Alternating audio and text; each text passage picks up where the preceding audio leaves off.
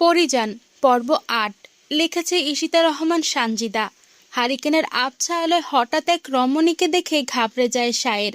আর নিজেকে এই অবস্থায় কোনো নারী দেখে ফেলেছে বিধায় লজ্জিত সে তড়িঘড়ি করে পাঞ্জাবি গায়ে দিতে গিয়ে উল্টো করে পড়ে ফেলেছে। চুলগুলো ঠিকমতো মুছতেও পারল না। কোনো দরকার ভেবে দ্রুত পায়ে পরীর সামনে এসে দাঁড়ায়, তবে দুহাত দূরে সরে দাঁড়িয়েছে শায়ের। সে ভেবেছিল কুসুম এসেছে, কিন্তু কাছে এসে বুঝতে পারল এটা কুসুম নয়, অন্য কেউ। কিন্তু জেসমিন বা মালা নয়, এটা সে বুঝতে পারল। তাহলে কি এটা পরী? এই মুহূর্তে শায়েরের সামনে জমিদার কন্যা পরী দাঁড়িয়ে আছে, তা বুঝতে বেগ পেতে হলো না শায়েরের। তাই সে বলে উঠল, কোনো সমস্যা হয়েছে? আজ হঠাৎ আপনি বাইরে এলেন যে? কথাটা সে মাথা নিচু করেই বলল। তবে শায়েরের কথার ভাবে বোঝা গেল সে পরীকে চিনেছে। কিন্তু কিভাবে? এর আগে কখনো শায়েরের মুখোমুখি হয়নি পরী। তাহলে চিনল কিভাবে? পরী মাথা নাড়ে শুধু। শায়ের বলল, এত রাতে ঘর থেকে বের হবেন না, যে কোনো সময় বিপদ আসতে পারে। নিজেকে সুরক্ষিত রাখতে আপনি জানেন, তা আমি জানি, তবুও সাবধানের মার নেই। পেছন থেকে আঘাত আসলে নিজেকে রক্ষা করা খুবই কঠিন। কোনো সমস্যা হলে কুসুমকে পাঠিয়ে দিয়েন। পরী চুপ থেকে কথাগুলো শুনল। ফিরে যেতে গিয়েও ঘুরে দাঁড়ালো, বলল, পাহারা বাড়ায় দেন, অন্দরে কেউ ঢুকছিল, ভাগ্য ভালো আমার হাতে পড়ে নাই। এটুকু বলে দরজা বন্ধ করে দিল পরী। মুখের ওপর দরজা বন্ধ করে দেওয়াতে অপমান বোধ করে শায়ের। মুখে বিরক্তি নিয়ে আবার বারান্দায় গিয়ে দাঁড়ায়। পরীকে সে কখনো দেখেনি, আর না দেখার ইচ্ছে আছে। কারো মুখ থেকে পরীর সম্পর্কে আজ পর্যন্ত কিছু শোনেওনি। সে সময় তার নেই। আফতাব সবসময় তাকে কাজের ওপর রাখে। আজ এখানে, কাল ওখানে, তো পরশু সেখানে। দৌড়ের উপর থাকে সে। তবে এবার শাহেদ ঠিক করেছে যে আফতাবকে বলে কয়েকদিন বিশ্রাম নিবে। আর এত কাজ করতে ভালো লাগে না। তখনই মনে পড়ল পরীর বলা কথাটা, অন্দরমহলে নতুন কেউ ঢুকছিল। কিন্তু সে কে হতে পারে? এ কথা আফতাবের কানে গেলে হুলস্থুল কাণ্ড ঘটবে। এর থেকে কালকে পাহারা বাড়িয়ে দিতে হবে। এসে বন্যা হচ্ছে বিধায় তেমন পাহারা দেওয়া হয় না। এই সুযোগে যে অন্য কেউ এসে ঢুকে পড়বে তা মাথায় ছিল না শায়েরের। তবে আর বেশি মাথা না ঘামিয়ে সে ঘুমাতে চলে গেল। কিন্তু সেই রাতে পরীর আর ঘুম হলো না। মাথায় একটা কথাই ঘুরঘুর করছে, যে কে এসেছিল। পরী তো যাওয়ার সময় বাইরে থেকে দরজা ছিটকিনি তুলে দিয়েছিল, কিন্তু এসে দেখে দরজা হাট করে খোলা। সন্দেহ দমানোর জন্য কাঠের টেবিলের ওপর হারিকেন রাখল সে। তারপর চেয়ার টেনে বসে বই খাতার ভাঁজ থেকে কাঙ্ক্ষিত খাতাটা বের করে ওলটপালট করে দেখতে লাগলো পরী। যেদিন সোনালি রাখালের হাত ধরে পালিয়ে যায় তার ঠিক আগের দিন এই খাতাটা সে পরীকে দিয়ে যায় এবং কঠিন সুরে আদেশ দেয়, শোন পরী, তোর যেদিন 15 বছর হবে সেই দিন এই খাতাটা খুলে পড়বি। কিন্তু পরী কি আর এত কিছু বোঝে? সে তখন বোকার মতো তাকিয়েছিল। খাতাটা নিতে না চাইলেও সোনালি জোর করে দিয়ে গেছে। বড় বোনকে নিজের মায়ের থেকেও বেশি ভয় পেত পরী।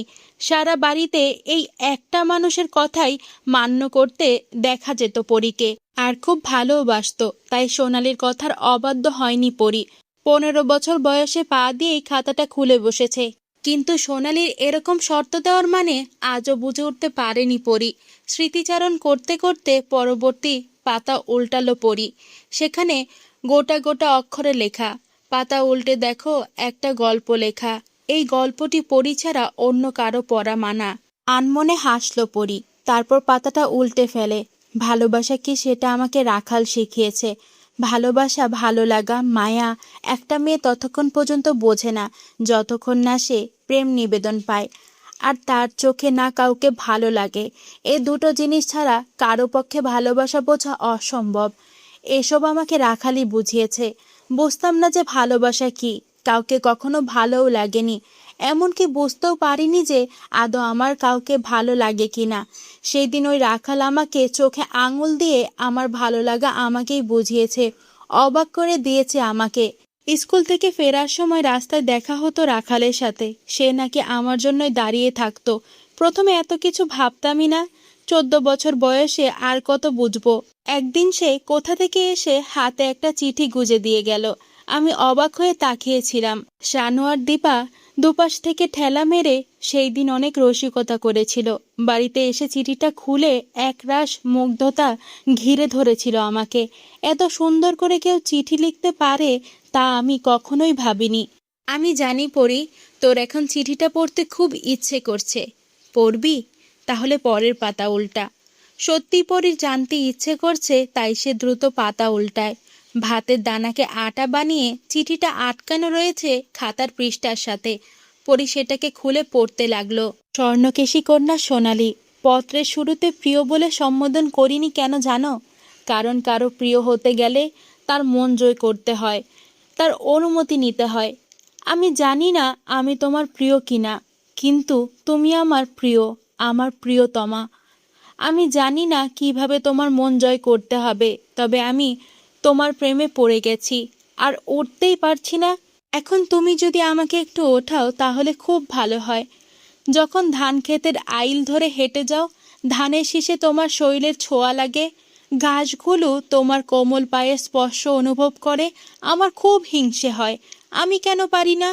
বইগুলোর উপরও রাগ হয়, কারণ ওদের সব সময় বুকে চেপে ধরো। মনে হয় ওদের মেরে ভূত বানিয়ে দেই, কিন্তু ওরা তো আর ব্যথা পাবে না। মেরে কি লাভ? তবে শুনে রাখো গজদন্তিনী, তোমার হাসিতে আমি রোজ মরি। এভাবে প্রতিদিন না মেরে একেবারে মেরে ফেলো না, তাহলে খুব ভালো হয়। মরে গিয়েও বেঁচে যেতাম, তবে আবার বাঁচতেও ইচ্ছে করে খুব। তোমার হাসিতে বারবার মরতে চাই আমি, দয়া করে বাঁচাও আমাকে। রাখাল। অধৈর্যরা প্রশস্ত করে হাসল পরি। হারিকেনের লাল আলোয় অসম্ভব সুন্দরী এই রমণীর হাসি জড় বস্তুগুলো ছাড়া কোনো জীব দেখতে পারল না। যদি কোনো পাখিও সেই হাসি দেখত, তবে নিঘাত সেই হাসিতে মুগ্ধ হতো। এই প্রথম কারো প্রেমপত্র পড়ল পরি। পৃথিবীতে কেউ এত ভালোভাবে চিঠি লিখতে পারে, পরি তা আজ জানল। রাখালের চিঠিটা না পড়লে হয়তো বুঝতও না কখনো। চিঠিতে গজদন্দিনীর প্রশংসা করেছে রাখাল। বিন্দুর মতো সোনালিরও গজদাঁত আছে, সেজন্যই বিন্দুর প্রতি পরীর টানটা অন্যরকম। বিন্দুর মধ্যে সোনালিকে দেখতে পায় সে, শুধু গায়ের রংটাই পার্থক্য। পরি দেরি না করে পড়া শুরু করলো। সেই চিঠিটা পড়ে সোনালি রাখালের প্রেমে পড়ে গিয়েছিল। তারপর ছোট ছোট প্রেম জড়ানো অনুভূতির কাহিনী লিখেছে সোনালি। ভরা বর্ষায় রাখাল ওর জন্য কদম গুচ্ছ নিয়ে আসতো, কখনো বেলি ফুল। স্কুলে যাওয়ার পথে লোকচক্ষুর অন্তরালে গুজে দিত নিজের অদম্য অনুভূতি। শাপলা বিলে নৌকায় করে ঘুরে বেড়াতো দুজনে। পদে পদে ভালোবাসার প্রমাণ পেয়েছে সোনালি। আকাশকে বিধাতা সুন্দর করে বানিয়েছেন, এই ধরনী তার থেকেও বেশি সুন্দর। আমার তা দেখতে ইচ্ছে করে না। মনে হয় তুমি না থাকলে এই পৃথিবী সুন্দর লাগতো না, বৃষ্টি এত মোহনীয় লাগতো না, ঘাসগুলো নেতিয়ে পড়তো, বিচিত্রময় ফুলগুলো বিচ্ছিরি রং নিত, পদ্মার পানি কালচে হয়ে যেত, নূরনগর শান্ত হয়ে পড়তো, আর এই রাখালের রং হারা হতো। শান্ত নজরে সোনালি তার রাখালের দিকে তাকিয়ে মুচকি হাসল। এত ভালো সোনালি নিজেও রাখালকে বাসতে পারেনি। চোখের অশ্রুগুলো হানা দিল কপোলদ্বয়ে, আনন্দ অশ্রু, যার সাথে রাখাল প্রতিদিন মিলিত হয়। এই অশ্রু রাখালকে বড় শান্তি দেয়। ও বুঝে যায় এই স্বর্ণকেশী কন্যা ওর ভালোবাসা খুব করে বুঝে গেছে। আরও কিছু ঘটনা তুলে ধরেছে সোনালি। শাপলা বিলে ঘুরতে গিয়ে আফতাবের কাছে ধরা খাওয়ার পরের কাহিনী। একের পর এক আঘাতে সেই দিন চূর্ণ বিচ্ছিন্ন হয়ে গেছিল সোনালির দেহখানা। রক্তলাল দাগ কেটে গিয়েছিল সারা শরীরে। কাঠের লাকড়ির মারের দাগে 7 দিন জ্বরে ভুগেছিল সে, তবুও রাখালের নাম ভোলেনি সে। এর পরের দিনগুলো আরও দুর্বিষময় হয়ে ওঠে। আঘাতে আঘাতে দিন কাটে ওর। মায়ের কাছে আসার সুযোগও থাকে না তখন। বন্দিভাবে পড়ে থাকে নিজ কক্ষে। তারপরে সব কিছুই পরীর জানা। আফতাবের ওপর রাগটা পরীর আরও বেড়ে যায় তখন। তবে ও পারে না দৌড়ে গিয়ে বোনের ঘরের দরজা খুলে দিতে। সেই দিনের পর থেকেই পরী আর রূপালীর বাড়ি থেকে বের হওয়া বন্ধ করে দেয় আফতাব, সাথে বাড়ির সব মহিলাদেরও। তারপর আসে সেই দিন, যেদিন সোনালি পালিয়ে যায় রাখালের সাথে। ওকে সাহায্য করেছিল রূপালী। রূপালীর কাছে শানু প্রায়ই আসতো সোনালি খবর নিতে, তাও গোপনে। সেই দিন সুযোগ লুফে নিল সোনালি। ঘরের জানালা দিয়ে রূপালী আর পরী লুকিয়ে কথা বলতো বোনের সাথে। রূপালীর কাছে একখানা চিঠি গুজে দেয় সোনালি, আর সেটা শানু পৌঁছে দেয় রাখালের কাছে। রাখালের কি অবস্থা হয়েছিল তা সোনালি জানতে পারেনি, শুধু এটুকু দেখেছিল যে লতিফ আর দেলোয়ার রাখালকে ঘাড় ধরে টেনে নিয়ে যাচ্ছে। সোনালি তখনই বুঝতে পেরেছিল রাখালের সাথে খারাপ কিছু হতে যাচ্ছে। আফতাব বিয়ে ঠিক করে তার বড় মেয়ের, আর তার বড় মেয়ে নিজের ভালোবাসা পাওয়ার জন্য বের হয়ে যায় নিজ গৃহ ছেড়ে। দুইবার লোকলজ্জায় পড়ে গিয়ে আফতাব মেয়েকে আর ঘরে তুলতে চায় না। তারপর আর কিছু লেখা নেই, হয়তো এখানেই সমাপ্ত করেছে সোনালি। কিছু একটা ভেবে পরের পাতা উল্টায় পড়ি, সেখানে লেখা আছে, আমি এই সাধারণ ছেলেটার পেছনে যতটা ছুটেছি, রাজপ্রাসাদের রাজপুত্রের পেছনেও কেউ এতটা ছুটবে না। ওকে ছেড়ে থাকি কি করে? তাই গন্তব্য দূর অজানায় চলে যাচ্ছি, আর হয়তো কোনোদিন দেখা হবে না রে পরি। লেখাটার ওপরে এক ফোঁটা পানি গড়িয়ে পড়ল, সেটা পরি চোখের পানি। বুকের ভেতরটা মোচড়াচ্ছে খুব।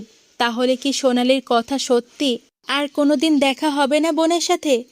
পরি পরের পাতায় দেখতে পেল, তোর খুব কাছের মানুষগুলো তোর প্রিয় মানুষগুলোকে প্রতিনিয়ত আঘাত করে চলেছে পরি। সময় হলে ঠিকই বুঝতে পারবি। কথাটায় ধাক্কা খেলো পরি। কাছের মানুষ প্রিয় মানুষকে আঘাত করে কিভাবে? তাহলে কি কাছের মানুষ আর প্রিয় মানুষের মধ্যে পার্থক্য আছে? ঠিক মতো মগজে ঢুকতে পারছে না পরির। বোঝার জন্য পরের পৃষ্ঠাগুলো, তবে সেখানে কিছুই লেখা নেই। আরও কিছু পৃষ্ঠায় শুভ্র রঙের মেলা, তার মানে আর কিছু লেখা নেই। সোনালির লেখা শেষ।